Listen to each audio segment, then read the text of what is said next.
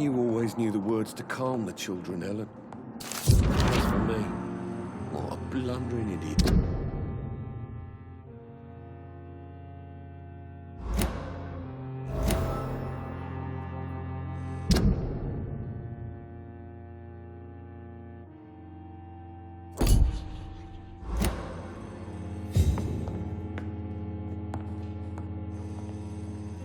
Good evening, Mr. Fiddick. Good evening, Dr. Reed.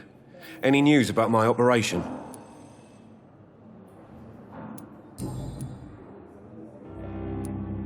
You seem worried about the safety of your family. And it's obviously the reason why your wound troubles you so much. I cannot give up on my children now. They both need me living. What about their mother, if I may ask? She died in 1915 during one of the first Zeppelin raids.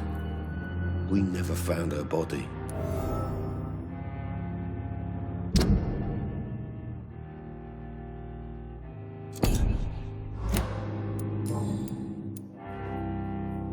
Goodbye for now, Mr. Fiddick. I'll see you later. You always knew the words to calm the children, Ellen. As for me, what a blundering idiot.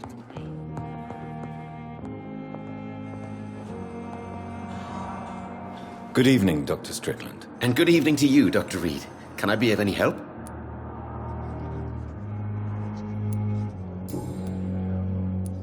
Please, could you tell me something about yourself? I'm a great admirer of your work concerning blood transfusion, Dr. Reed. I run my own experiments. I'm convinced it's the future. I based my technique on my mentor's research. He helped me perfect my method. What is yours? I'd rather not talk about it. For now, it's just theories and first approach. My process is purely experimental and unsuccessful. As long as you're cautious and methodical, you may remain empty-handed, but you won't fail. You're not the first one to warn me, but I am convinced knowledge is the main weapon against the ravages of this epidemic.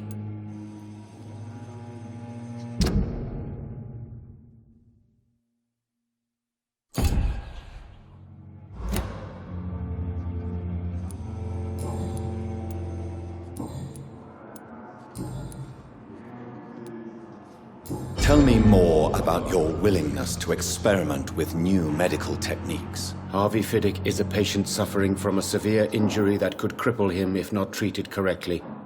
I'm convinced your blood transfusion technique could help him. What is it you really want? To save him, or to prove your point? Fair question. I want nothing but to save my patient, Dr. Reed. Especially since I know Mr. Fiddick's story. Tell me Mr. Fiddick's story. Our first diagnosis was compromised because Mr. Fiddick lied to us about the real origin of his injury. He first claimed it was an accident. But why would he hide such crucial information from us? Because he is a proud father, ashamed of putting his children at risk because of his own negligence.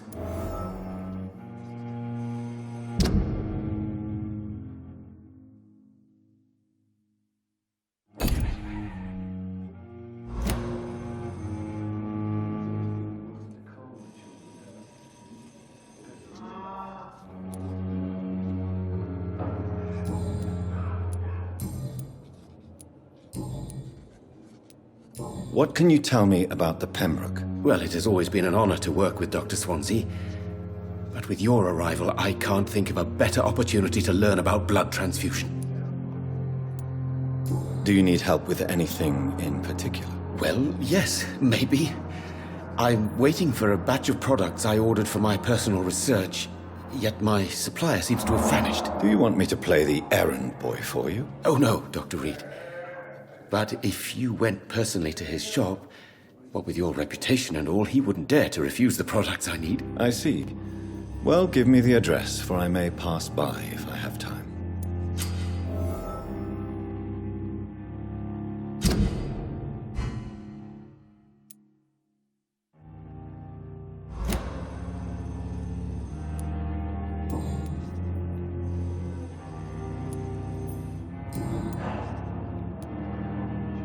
Goodbye, Dr. Strickland.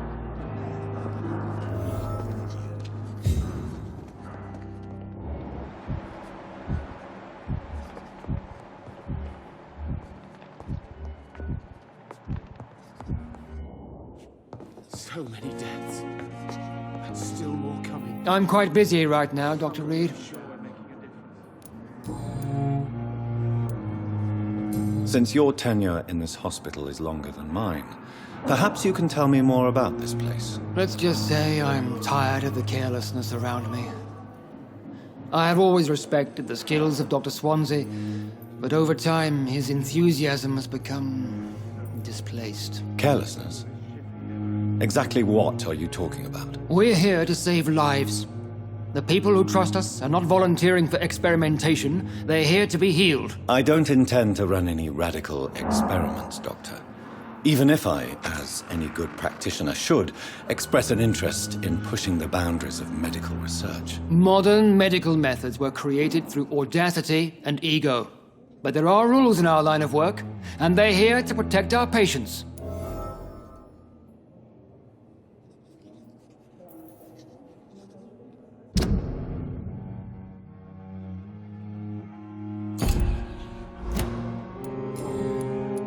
Thank you for your time.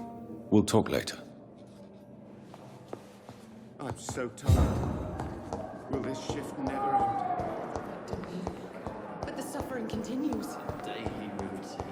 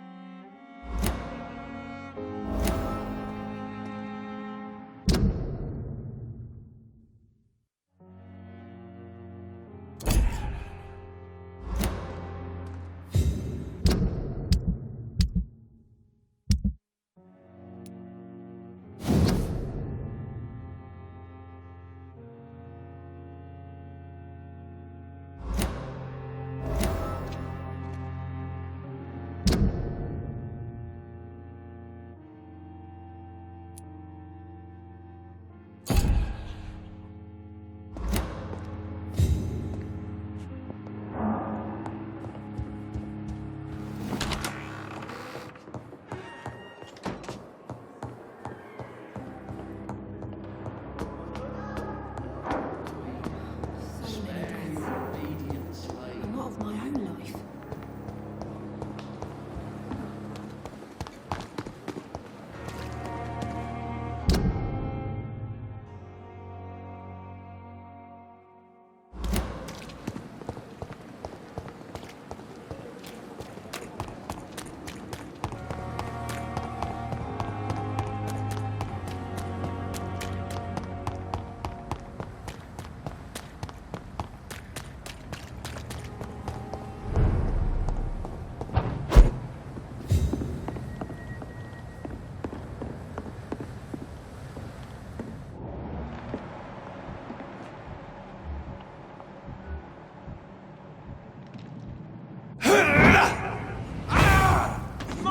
I'll take it.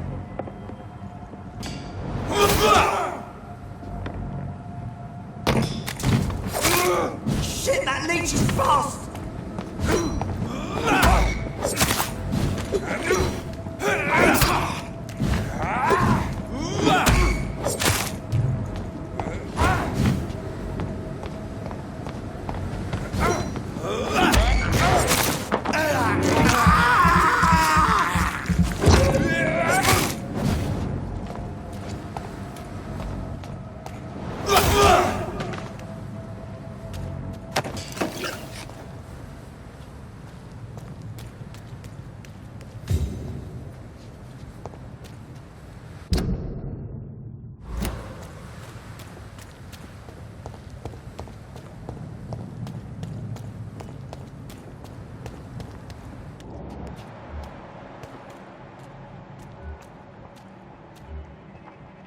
So stupid beast!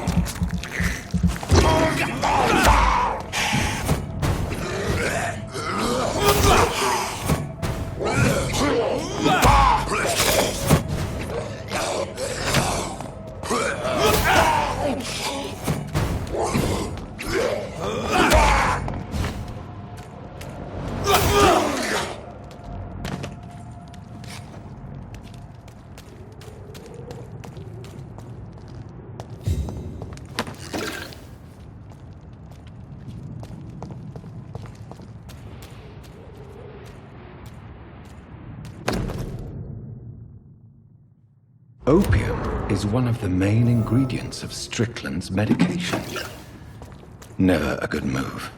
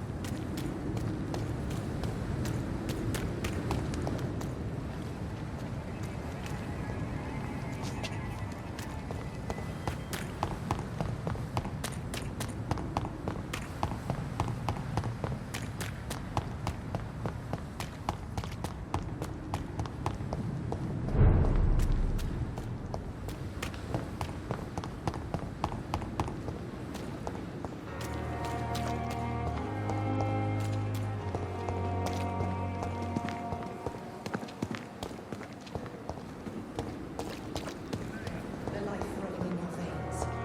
This dead flesh needs it. Oh, please.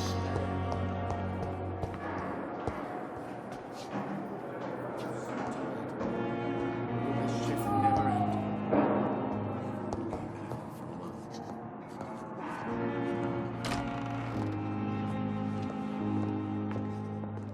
Good evening, Dr. Strickland. And good evening to you, Dr. Reed. Can I be of any help? I located the shop, but it was vandalized, and the owner is missing. All I found was your order. I was afraid of such bad news. People are so desperate they're ready to burgle a shop for drugs. That's quite a list you ordered. Opium, sodium hypochlorite. It can't be just headaches you're trying to cure. This dreadful influenza, of course. I already ran some tests on hopeless cases. Without success, I must admit. Do you realize you could create a lethal poison without the correct dosage? Then there are the legal ramifications. Is this not true of any medical substance, Dr. Reed?